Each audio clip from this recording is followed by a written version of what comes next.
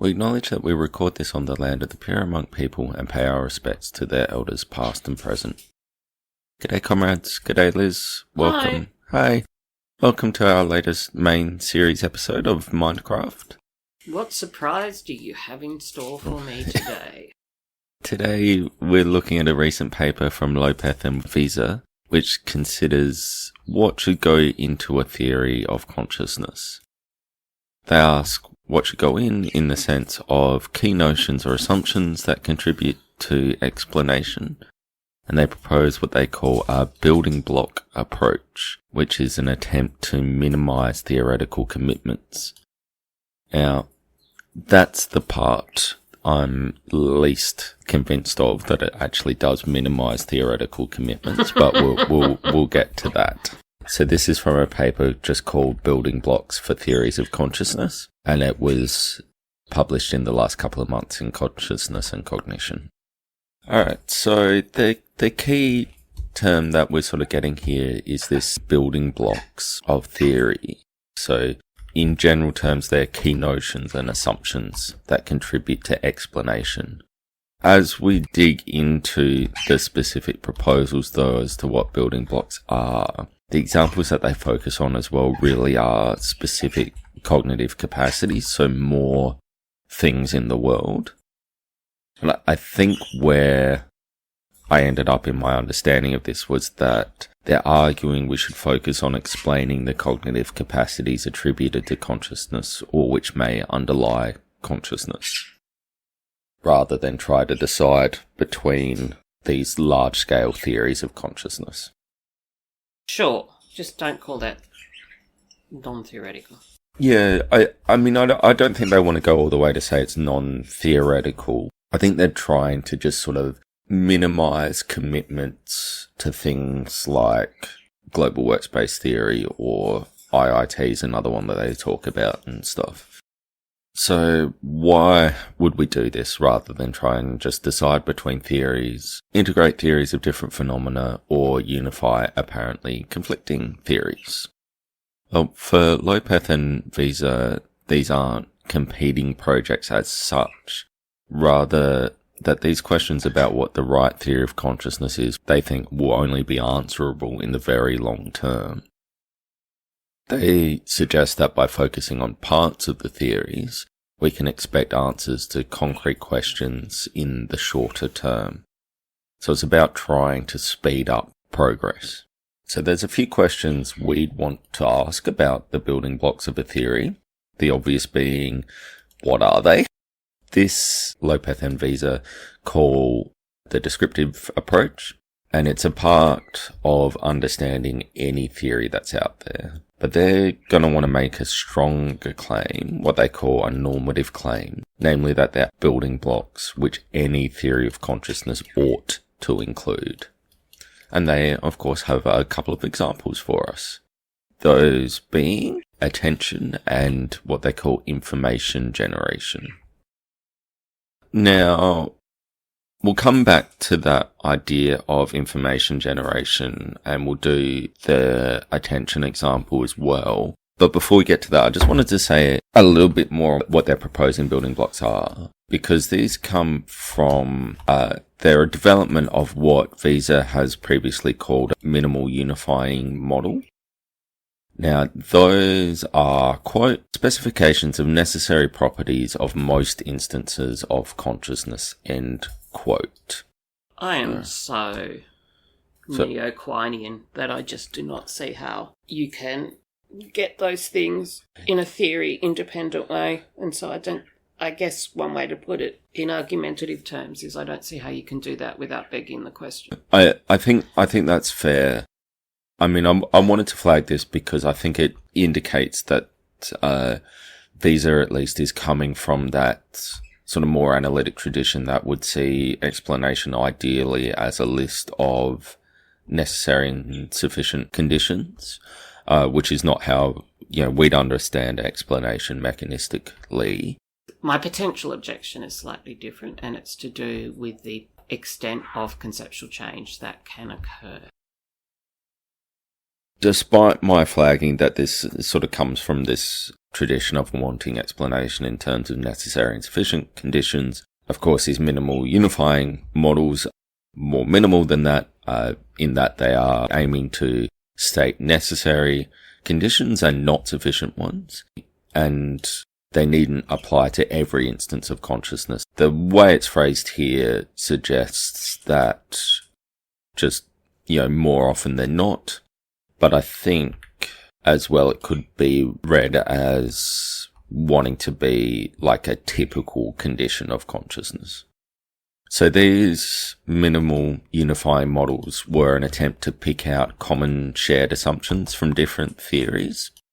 I just wanted to mention them because the focus on necessity rather than sufficiency will be something that we'll want to return to later on. I also wanted to flag that these are said to be properties of consciousness rather than, say, the computations underlying consciousness.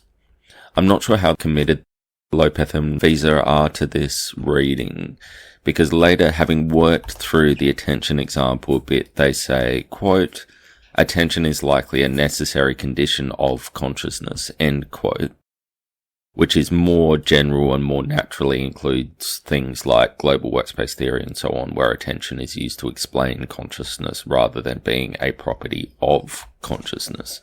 So that's just a little bit of me trying to get clear on just what they're actually claiming. Having done that, we can move on to the more interesting stuff. So the first thing I want to look at there is their argument that every theory of consciousness should include attention as a building block. So they start with a fairly general notion of attention. Quote, "Attention is typically characterized as the selection and prioritization of a subset of available information for faster, better, and deeper processing." End quote.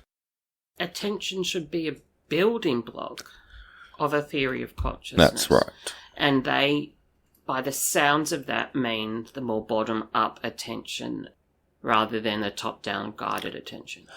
I think we'll see that they're intending that their definition here includes both. And do they distinguish between those two notions of attention? They do, yes. Okay, cool. Yeah.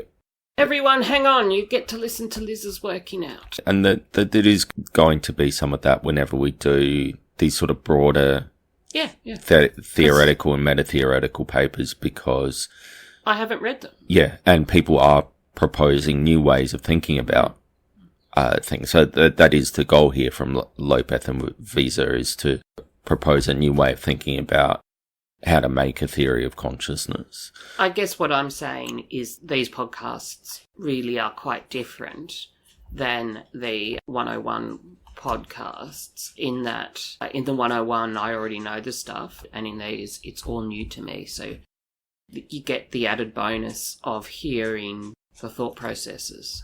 Well, that's what people are here for, right? To hear you work stuff out and That's see what I you mean. throw yourself off a cliff. Yeah. And I think helpful for people to know when a question is trying to work something out and when a question is a potential objection. Yeah. Alright, so attention understood in this sort of minimal sense of just the selection and prioritization of a subset of available information has been hypothesized to explain consciousness. We see this in some forms of the global workspace theory, some forms of higher order thought theory, where attention determines what is selected for global broadcast or to be represented by a higher order thought. So in those cases, attention is part of the explanation of the difference between conscious and unconscious processing. Now, for those to count as an explanation, of course, they would need a hypothesis as to the mechanisms of attention, rather than just a definition in terms of dispositions. That's part of the theory building to be done.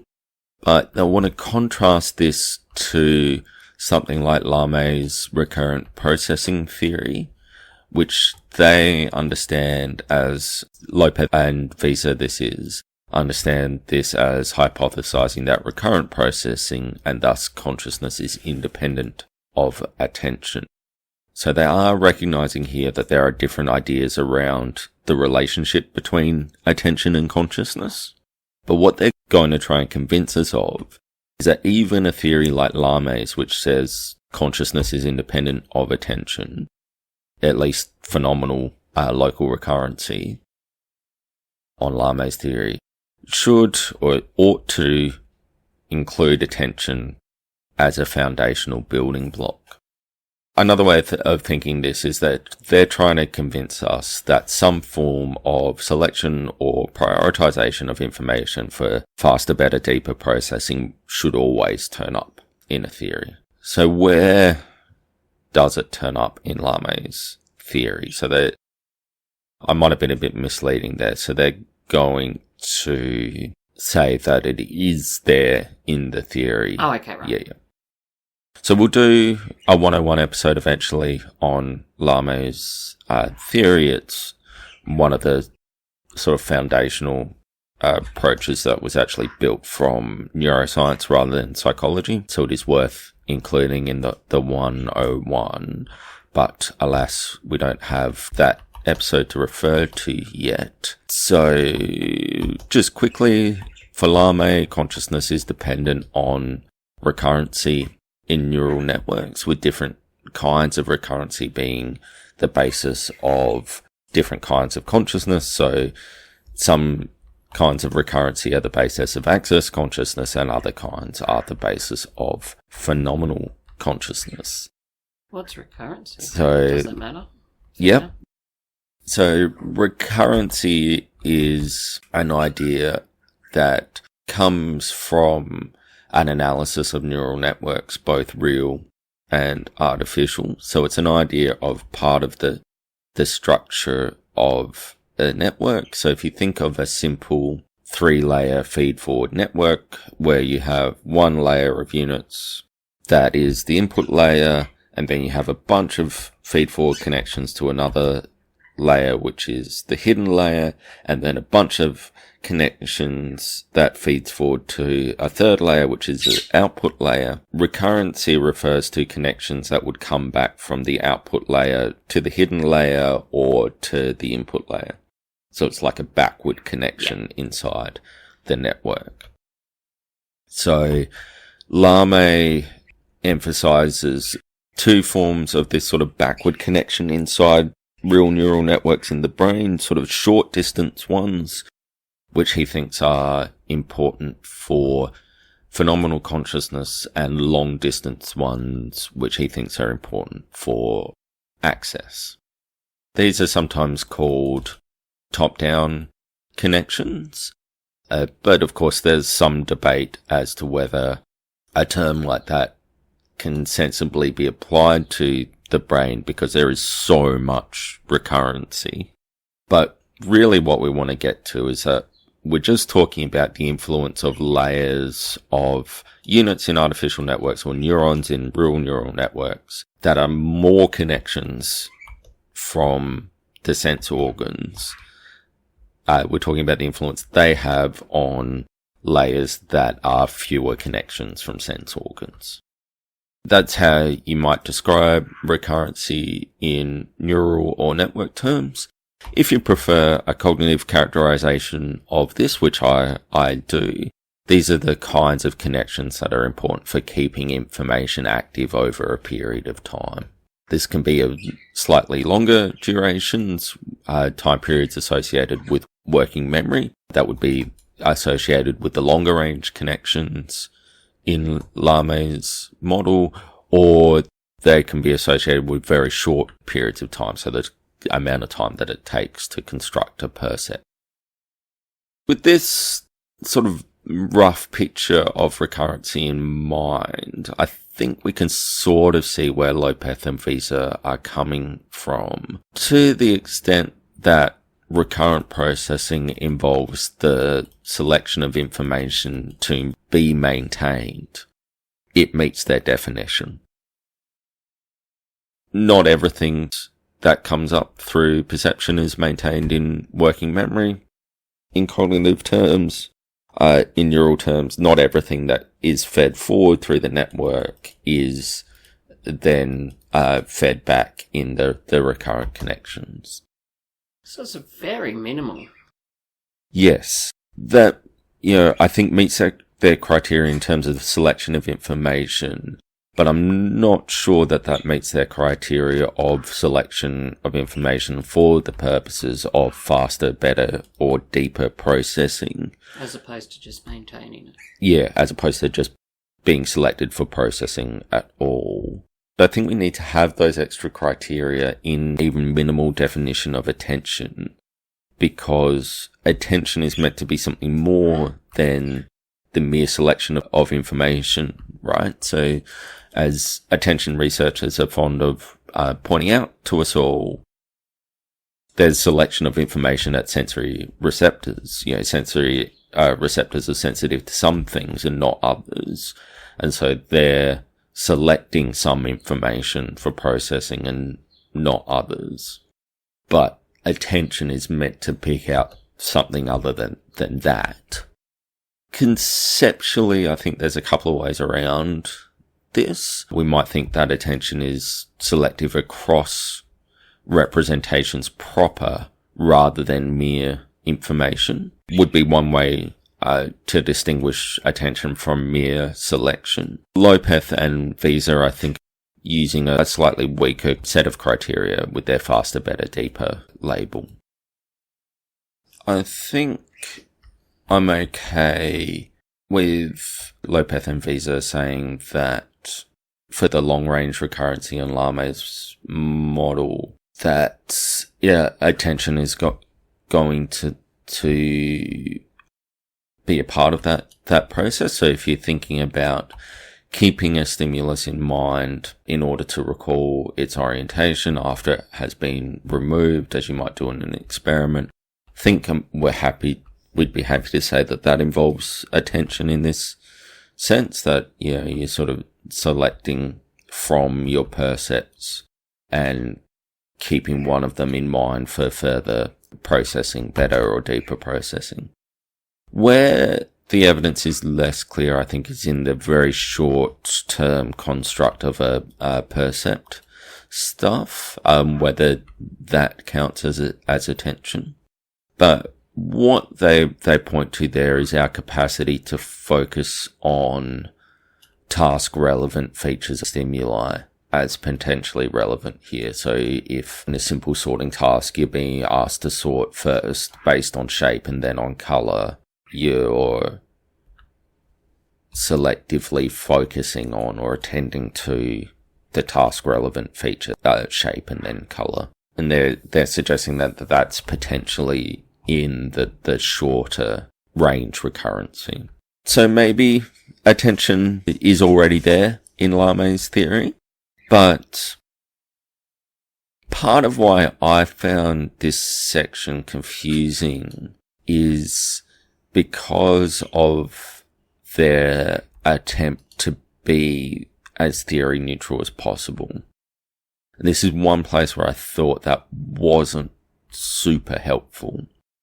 So there are two theory and evidence-based ways in which people sort of try and draw a wedge between attention and consciousness. One which they don't talk about here is the Kentridge type experiments where we get effects of attention for stimuli that subjects aren't aware of. They don't talk about those because they're interested in the necessity of attention for consciousness, whereas those experiments could be read as targeting sufficiency. The other way, which I think is more relevant here, and a move Lame seems to make, is to distinguish between accessibility and phenomenology. So attention always involves some degree of cognitive access, right, Liz? That's the selectivity stuff. Yeah. Yeah. So on board with that. But if you think that phenomenology is a different phenomenon to access consciousness or cognitive access... Wait a minute, sorry. Attention... Access always involves attention, or attention always involves access?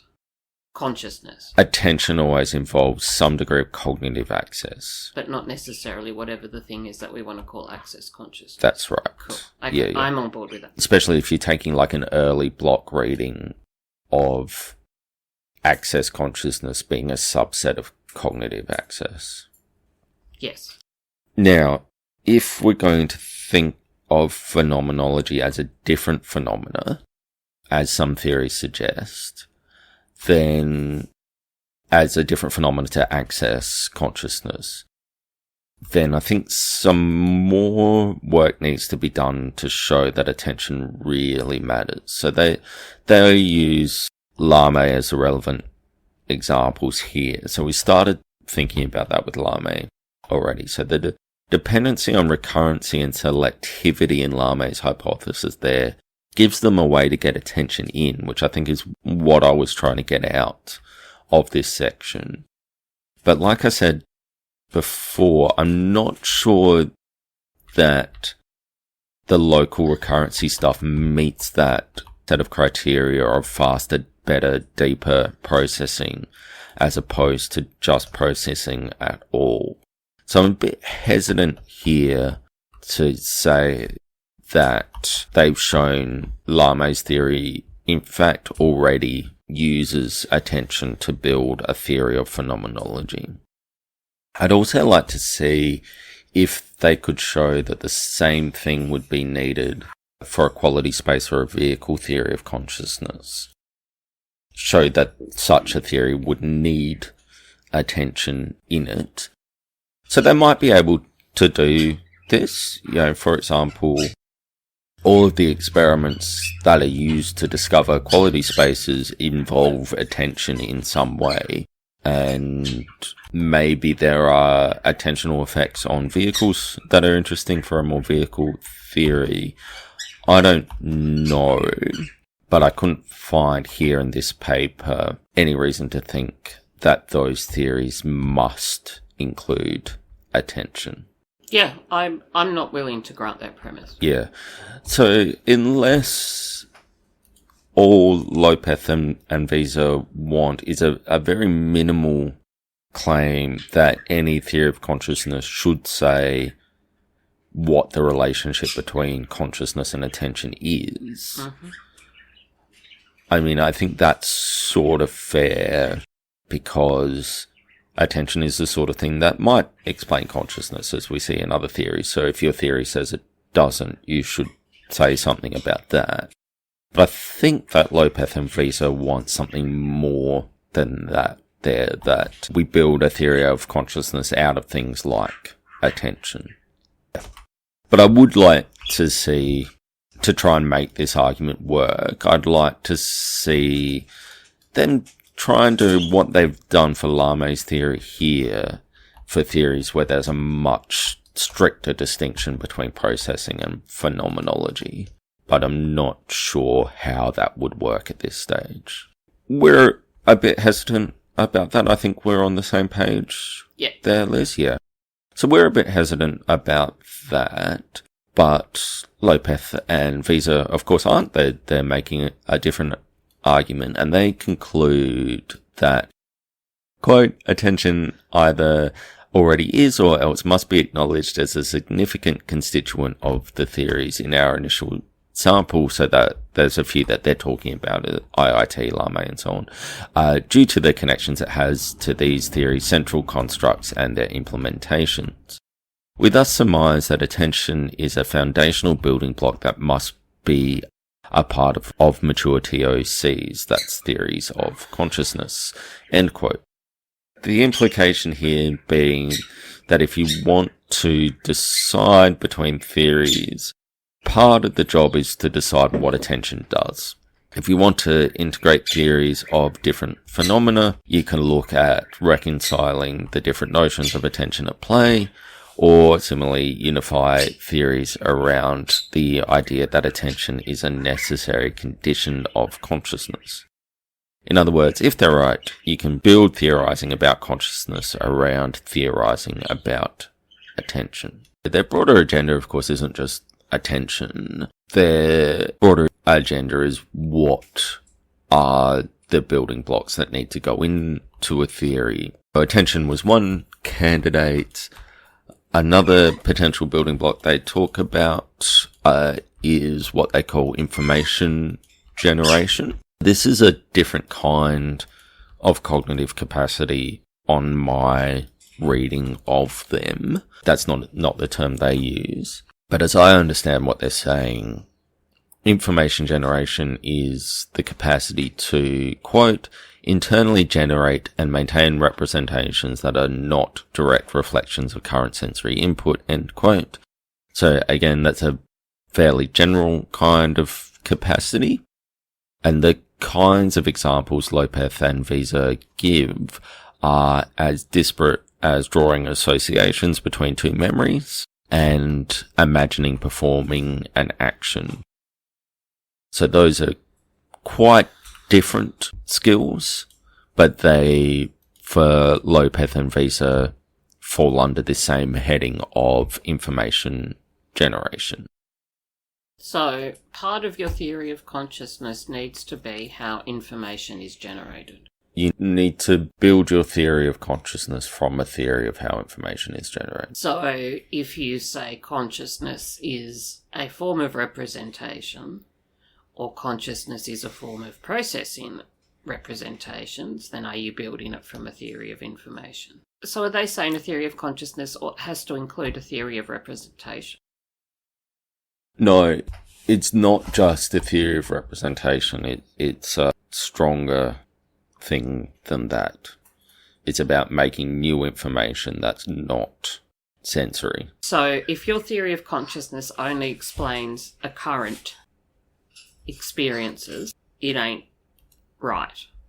That's right. It's inadequate, yeah. I stand by my initial concern that they are talking about something very high level. But this, I think, they would say is a benefit of their building block approach, because to have a final theory of consciousness, you would have to explain both this capacity and sensory perception stuff. But for them, it's perfectly acceptable to just focus on one of those building blocks and just go, okay, well, we're just going to do a theory of sensory perception. They're saying that something that only does the occurrence stuff isn't conscious. No, okay. They're saying that something that only does the occurrence stuff isn't a completely general satisfactory theory of consciousness. You can have one of the building blocks without having all of them. And there is, for them, a distinction between the building blocks of the phenomena and the building blocks of the theory. So you can have, and maybe this is their way around some of the concerns about attention as well, is that you can have a perfectly acceptable, rich, complete, satisfying explanation of sensory experience. And then if you're saying, but that doesn't include this information generation thing, or it doesn't include attention, you're not saying that's not consciousness. You're just saying that a complete theory of consciousness needs to explain other things as well. So maybe that gives them a way out of our concerns about attention as well as this. I'm worried it's going to come down to stamping about where we draw the boundary. I would say that, sure, a pre-theoretical concept of consciousness that's been thrown around in the philosophical literature includes attention. Does our final theory of consciousness need to include attention? That depends on whether you think our final theory of consciousness needs to make those who have our current concepts happy. So our final theory of consciousness might say, look, we thought that consciousness and intention were intimately linked. It turns out that they're not. So we need to renovate our theory of consciousness to exclude attention. I think that is what we were saying. Yeah. So before, who gets to decide which notion of consciousness at which point in time is the one that has to be respected. I think that is a virtue of the building block approach for Lopez and Wiese. What, so we can decide to chuck out one of the building blocks? Is that on the table? Yes. Okay, cool. Then I'm happy. Yeah. And which ones you include are interest relative. But how can they be necessary then? So, I mean, there is a distinction here between these minimal unifying models and the building blocks of the theory. The building blocks of the theory is sort of an extension of that. Minimal? Unifying models, which was where the necessity stuff came in. So the building blocks aren't necessary? No. Minimal models are? Yeah. That was one of the reasons why I wanted to flag that point about necessity and so on, because here and elsewhere I'm finding that criterion to just be creating more confusion than clarity. I think this is often the case with that way of thinking of explanation in terms of necessity and sufficiency. That it just offers this really strong criteria that you end up tying yourself in knots in. And then to avoid the knots, you say things like necessary most of the time. It's just not necessary. Yeah. Well, it's not normally what necessary means. Yeah. I can't be territorial about the meaning of necessary and say you shouldn't be territorial about the meaning of consciousness. Yeah, look. Fair enough, yeah. Yeah, absolutely. And I think that if they had, instead of going for these analytic terms, if they'd just gone for explanation, it would have been much clearer. Because building blocks makes you think mechanistically. Courage is a mechanistic approach, which is a different form of explanation, at least on the surface, from necessity and sufficiency, for sure. And I think they might be happy for that implication to be in when we're talking about the building blocks of consciousness. So what do you make consciousness out of? But I'm not comfortable in assuming that they think that a mechanistic reading of the building blocks of the theories was appropriate. Look, I understand why it's confusing coming off my reading of them, and to try and make sense of what they meant there, I needed to add in this other explanatory notion which I use of cognitive capacity to try and make sense of just what the building blocks are. But that came from not their definition or anything of what a building block of a theory is, but from me trying to get my head around their examples of attention and information generation. So is a building block of a theory something the theory needs to explain, or something in the theory that does the explaining? Excellent. I think that is quite ambiguous, because you could say a theory of consciousness needs to explain information generation, or you could say you can't really have a theory of consciousness until you have an explanation of information generation. I think we are getting to the next ambiguity that I wanted to go on to, because I think there's some running together here of whether, like I said with attention at the start, whether information generation is a property of consciousness or if it's something that explains consciousness. So is charge a building block of your theory of electrons? I think it would be a building block of your theory of electrons, because you need to be able to specify charge to be able to specify what an electron is. So that's an instance where the building block of the theory is a property of the phenomenon. Yes, it's both. Yes. So is it always both? I can't tell. So I have this quote here. So this is, quote, Kanai et al., so they're the ones who introduced the term information generation. Kanai et al. Argue that a possible function of consciousness is to enable this kind of representational capacity, and that this representational capacity could even be both a necessary and sufficient condition for consciousness, end quote. So I think there we're seeing the ambiguity just at play. At the moment, there's debate about what is consciousness, in that your answer to that question depends on your theory. I think there are other phenomena where the explanation's more final and the characterization of the phenomenon is not really up for grabs. I would love to see what the building blocks of the theory are in a complete theory, to see whether in a accepted theory, whether all building blocks end up being properties of the phenomenon. Because if all building blocks end up being properties of the phenomenon, and if we aren't sure yet what the phenomenon is, there's no non-question begging way to say these are the building blocks of the theory.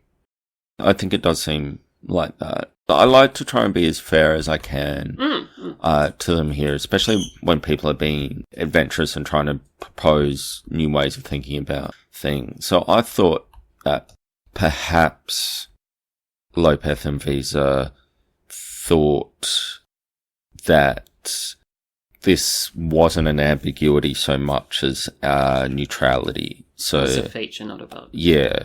So maybe they just want to claim that information generation is a building block of a theory of consciousness, but remain as neutral as possible at the outset as to what the relationship of that capacity to consciousness is. So they might be able to say, we're not being ambiguous, but we're being neutral and trying to leave both options on the table. Alright, so try and get our heads around whether this capacity for information generation is a potential building block for our theory of consciousness. Our first question will be, what does this capacity for information generation have to do with consciousness? Lopez and Wiese draw a link by emphasizing the generation of new information. Now, some of the terminology they used here I didn't find super helpful, and I'm sure that's on me, but I found it hard to know exactly what they think the most important part of this capacity is for consciousness.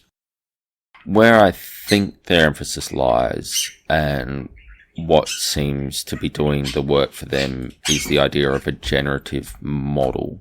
A generative model produces a new representation based on stored information. The example they give is of probabilistic filling in of information, but the notion is more general than that, and so whatever example of reconstructive memory you have in mind is fine.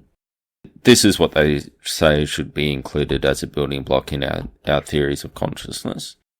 They give some examples of where generative models fit within various theories. To see how this works, we need to know a bit more about the terminology they use. So here is information generation plus. This is a term that they introduce, which they think better expresses the core idea, though they seem to be saying this is only a matter of emphasis from how information generation in general was produced. So this is a quote. This is a bit long, and it's a list. Quote, information generation plus: a capacity to generate high-dimensional representations such that for any such representation R is counterfactual, that is, R is not a direct reflection of actual sensory input. R is maintained in a short-term memory store for flexible use. R is generated by decompression of a low-dimensional representation R' stored in long-term memory. Decompression of R' into R involves adding information not present in R'. End quote. So you take something from memory, add information to get a representation that is not about something that's currently in the world.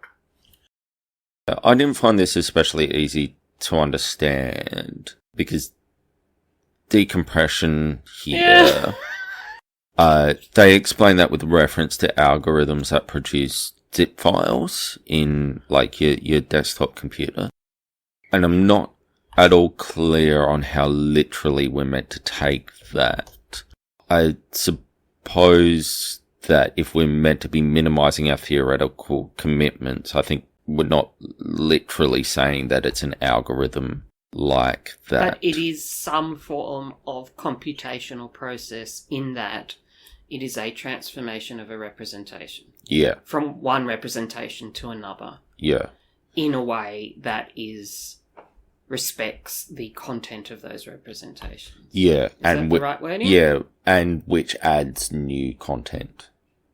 I found that decompression there to be I'm not sure what they mean. And the other term there that I got a bit stuck on was the dimensionality of the representations. I wasn't sure what they mean by saying that R is a higher dimensional form of the low dimensional R prime.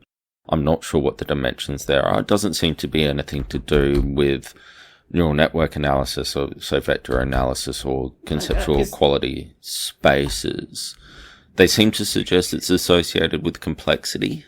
Yeah, I was going to say it's more detailed. Yeah, so it could just be that higher dimensional means something like more parts, which would sort of fit with what I said before about their example of a generative model being the probabilistic filling in of information, so it just has more parts. They seem to really place a lot of emphasis on this definition of information generation plus as more useful than just how we introduced information generation.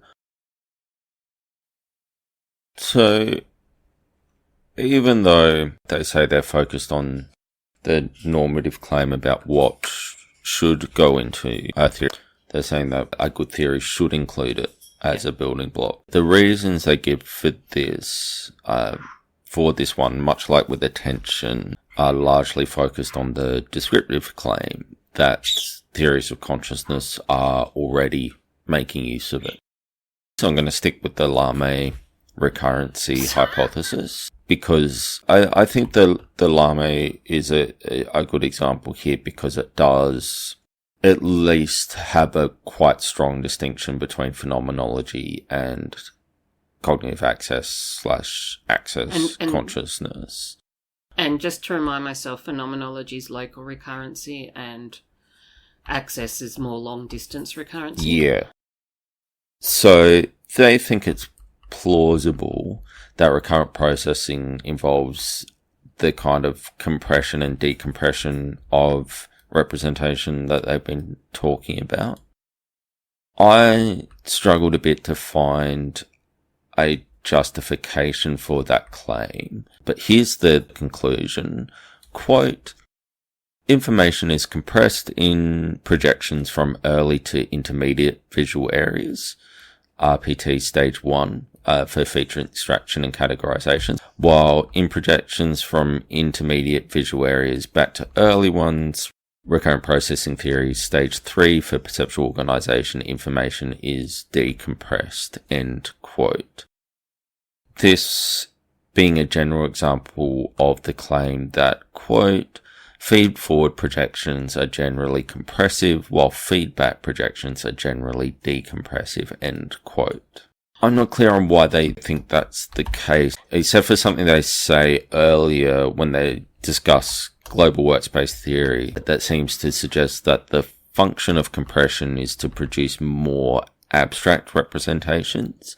So maybe that they're thinking that the abstraction as you feed forward is one of these compression functions. Abstract is more compressed, so if you decompress it, it's more specific. I think that's right. Now, we need to add to that an idea that you get more abstract representations as you feed forward, and I think I sort of see how the ideas fit together, but I don't see why we're generally getting more abstract the further we go into the brain from the sense organs. Well, what about once you reach the top and start going out again? Yeah.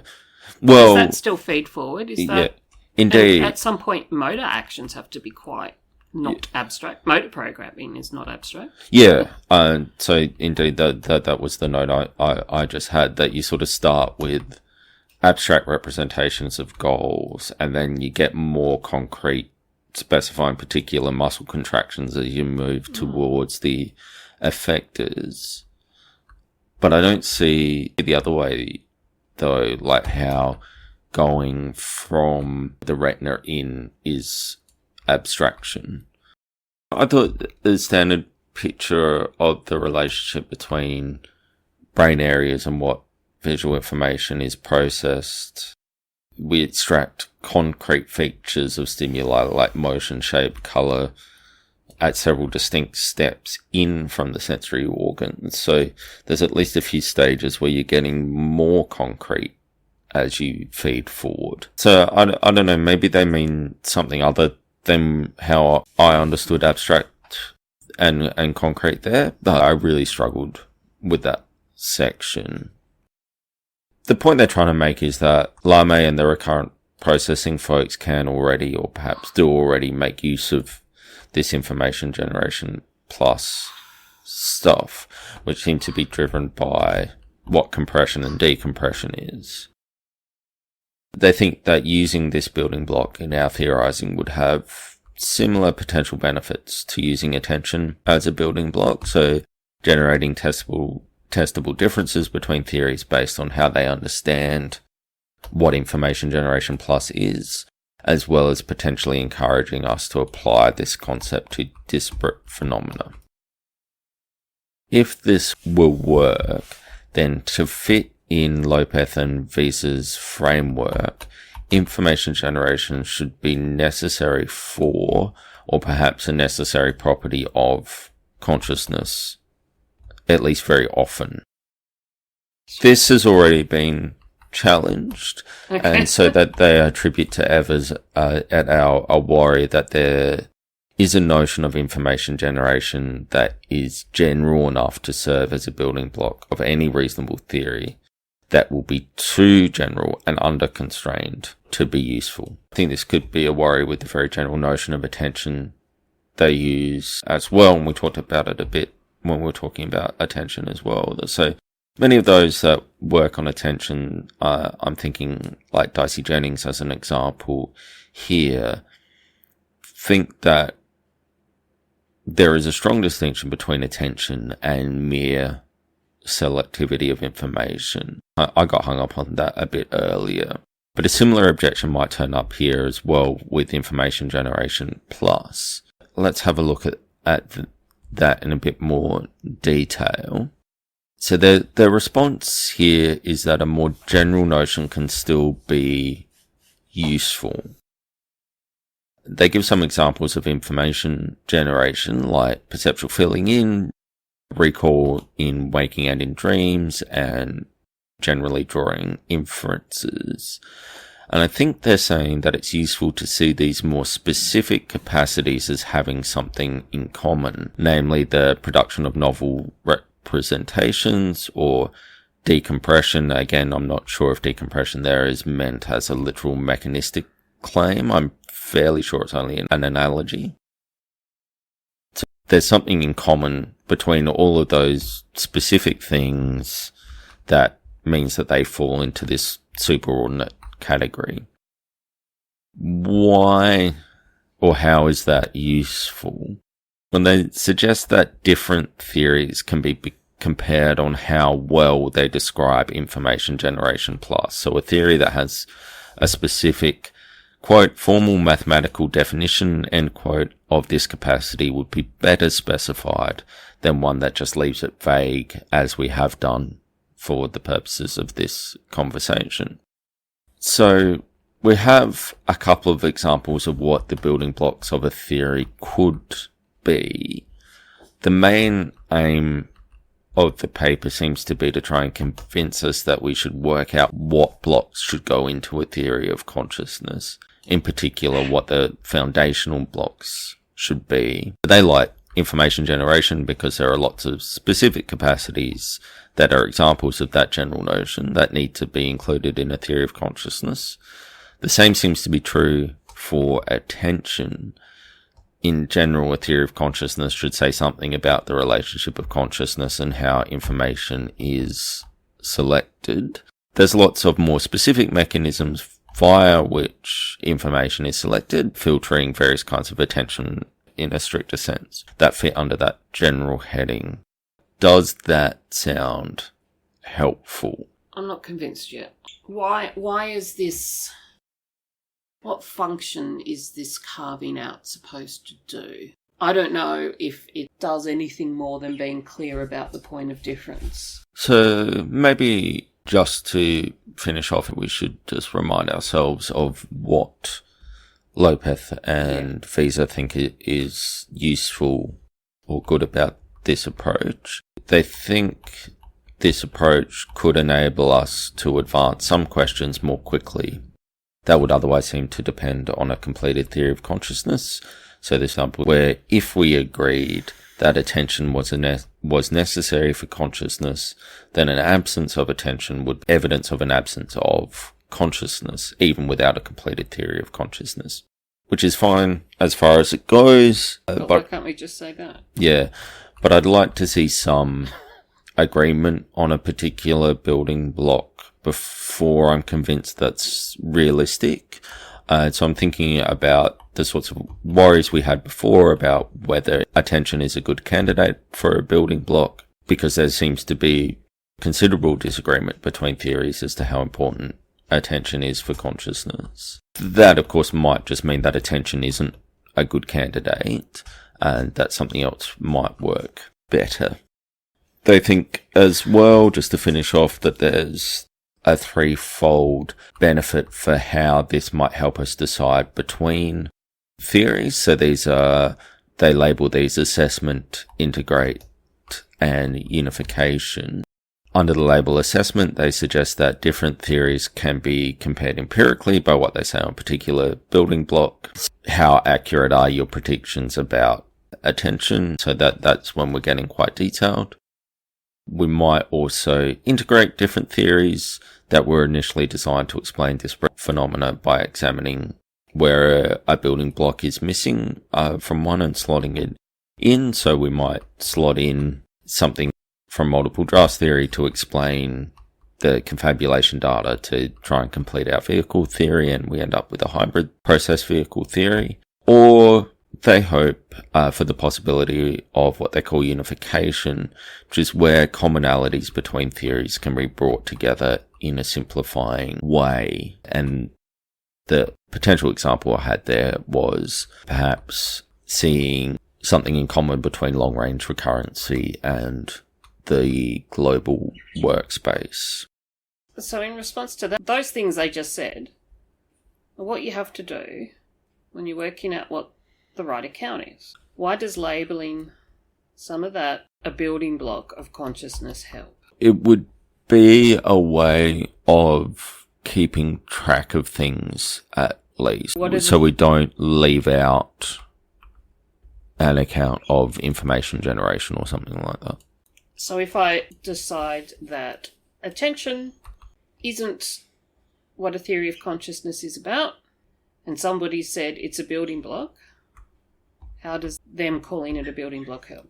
Yeah, I think it's not so much there that it helps so much as situations like the integrate example when we go, oh, this theory said a lot about the difference between when subjects can report a stimulus and when they can't, but it's left out how they're able to judge the similarity and difference between them. And so either, we can just plug in another theory there, or we can further specify this one, or what have you. I think the vision is more, not quite a checklist, but maybe a checklist of here's the stuff that's got to get in there somehow. We have a list of desiderata, desired things. How do we decide that list independently of our theory? Yeah, so that's the deeper worry. I think that the sort of neutrality that they suggest at the start, I don't see how you can decide what the building block should be in a neutral way. To drive the point home, I therefore don't see how the building blocks can serve a useful function in arbitrating or something. I mean, that's why I was giving the example of, hey, cool, we've got global workspace theory that says heaps about the difference between subjects being able to report it and not. But over here, we've got another theory that says, well, really, the phenomenology isn't being explained by that. We need to also explain this capacity for discrimination, the pattern of discrimination. You did that already without the notion of a building block. How does calling whatever is appropriate to call it in that a building block help? I think it's more a way to legitimize that claim of, look, it looks like something's missing. That's where I'm stuck. All of that's brilliant. Yes, we do that all the time. We have done that all the time. Why do we need to add this notion of building block in? How does it help? And the reason why adding it in might, sure, if it's a useful cognitive tool, fine. Use the tools you need. But if you're going to add this tool to your toolkit, I'm worried that it already comes laden. In bringing in a building block, be aware that you are probably bringing in conceptual assumptions which are up for grabs. And I guess I'm worried that calling it a building block might encourage habits of reification, of making this useful tool in theory building, confusing that for a necessary characteristic of the phenomenon. Yeah, so we could pre-theoretically start with qualia as a building block. And then if we, as you say, reify that, we get into all sorts of trouble. I really want to see it.